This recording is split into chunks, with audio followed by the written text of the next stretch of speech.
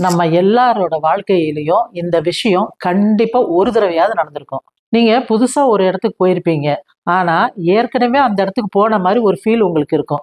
யாரோ ஒருத்தர நீங்க புதுசா பார்க்கும்போது, அவர ஏற்கனவே நீங்க பார்த்த மாரியும் ஒரு ஃபீல் உங்களுக்கு வரும். ஆஹா! இது மாரி ஏற்கனவே நடந்த மாரி ஒரு ஃபீல் இருக்கே!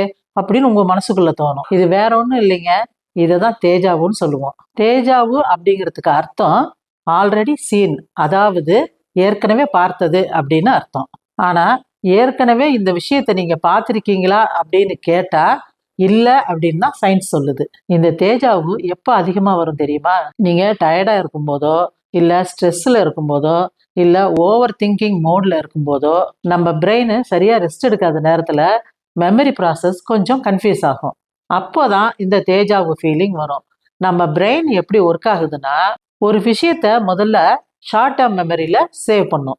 அதுக்கப்புறமா அத லாங் டேர்ம் மெமரிக்கு அனுப்பும். சில நேரங்கள்ல என்ன ஆகும்னா, இந்த ப்ராசஸ்ல கொஞ்சம் டிலே ஆகும். எல்லாருக்குமே ஒரு சந்தேகம் வரும். ஷார்ட் டேர்ம் மெமரினா என்ன? லாங் டேர்ம் மெமரினா என்ன? அப்படின்னு ஒரு சந்தேகம் வரும். இப்போ ஷார்ட் டேர்ம் மெமரினா என்னன்னு பார்க்கலாம். இப்போ ஒருத்தங்க உங்களுக்கு ஒரு ஃபோன் நம்பர் சொல்றாங்க. நீங்க மொபைல்ல டைப் பண்ற வரைக்கும் தான் அந்த நம்பர் உங்களுக்கு ஞாபகம் இருக்கும். அதுக்கப்புறம் உடனே உங்களுக்கு மறந்துரும். எக்ஸாம்பிளுக்கு இன்னொரு விஷயம் சொல்றேன். ஒரு கிச்சனுக்கு ஒரு பொருள் எடுக்க போவோம். சடனா மறந்துருவோம். என்ன எடுக்க வந்தோம் அப்படின்னு யோசனை பண்ணிட்டு நிப்போம். இந்த விஷயம்லாம் ஷார்ட் டேர்ம் மெமரியில வரும்.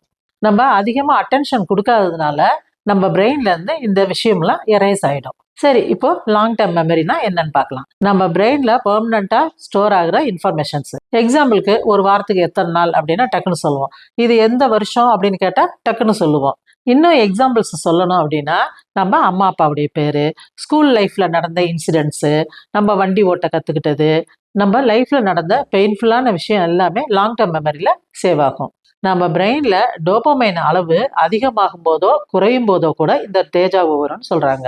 இந்த மெமரி ப்ராசஸ்ல கொஞ்சம் டிலே ஆகும்னு நான் ஏற்கனவே சொன்னேன் இல்லைங்களா? அப்போ பிரெயின் என்ன பண்ணும்னா, ஷார்ட் டேர்ம் மெமரியில இருக்கிற விஷயத்த லாங் டேர்ம் மெமரியில இருக்குதோ அப்படின்னு சொல்லி கன்ஃபியூஸ் பண்ணிக்கும். அதனால தான் நம்ம இப்போ நடக்கிற விஷயத்த ஆல்ரெடி நடந்ததா நம்ம ஃபீல் பண்றோம். சில பேர் தேஜாவுக்கு ஸ்பிரிச்சுவல் மீனிங் கூட சொல்லுவாங்க. சில பேர் என்னோட முற்பிறவியில நடந்த விஷயம் அப்படின்னு சொல்லுவாங்க. சில பேர் என்னோட டெஸ்டினி பாதையில நான் சரியா தான் போயிட்டு இருக்கிறேன். என்னோட பிரபஞ்சம் எனக்கு உதவி செய்யுது அப்படின்னு சொல்லுவாங்க. ஆனா இது எதுக்குமே சயின்டிஃபிக்கா ப்ரூஃப் எதுவுமே கிடையாது. சயின்ஸ் ரீதியா பார்த்தா இது முழுசா பிரெயினோட மெமரி கிளிட்ஸ் தான். இதுல இன்ட்ரெஸ்டிங்கான விஷயம் என்னன்னா, தேஜாவு எல்லாருக்கும் வராது. மோஸ்ட்லி 15ல இருந்து 30 வயசுக்குள்ள இருக்கிறவங்களுக்கு தான் இது அதிகமா வரும். ஏஜ் ஆக ஆக பிரெயின் மெமரி ப்ராசஸிங் ஸ்டேபிள் ஆயிடும். அதனால இந்த தேஜாவு எக்ஸ்பீரியன்ஸ் குறைஞ்சு போயிடும். சில பேர் இந்த தேஜாவு வர்றது டேஞ்சரஸா அப்படின்னு சொல்லி கேட்பாங்க. கண்டிப்பா இல்ல. எப்பவாவது வர தேஜாவு நார்மல் தான். ஆனா ஒரு நாளைக்கு பல தடவை இந்த தேஜாவு வந்துச்சுன்னா அது நார்மல் கிடையாது. அப்போ நீங்க டாக்டர் கன்சல்ட் பண்றது நல்லது. இந்த தேஜாவு நம்ம ஃபியூச்சரை ப்ரெடிக்ட் பண்றதெல்லாம் கிடையாது. இந்த தேஜாவு வர்றதுனால நம்ம ஸ்பெஷல் பர்சன் அப்படின்லாம் நினைச்சுக்க கூடாது. நம்ம பிரெயின் சில நேரங்களில் சின்ன சின்ன மிஸ்டேக் பண்ண தான் செய்யும். அந்த மிஸ்டேக்ஸோட ஃபீலிங் தான் இந்த தேஜாவு. அடுத்த தடவை உங்களுக்கு தேஜாவு வந்துச்சுன்னா, ஓகே, பிரெயின் கொஞ்சம் கன்ஃபியூஸ் ஆயிடுச்சு அப்படின்னு சிரிச்சுக்கிட்டே விட்டுருங்க.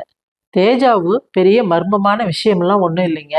இது மூளையோட சின்ன மாயை தான்.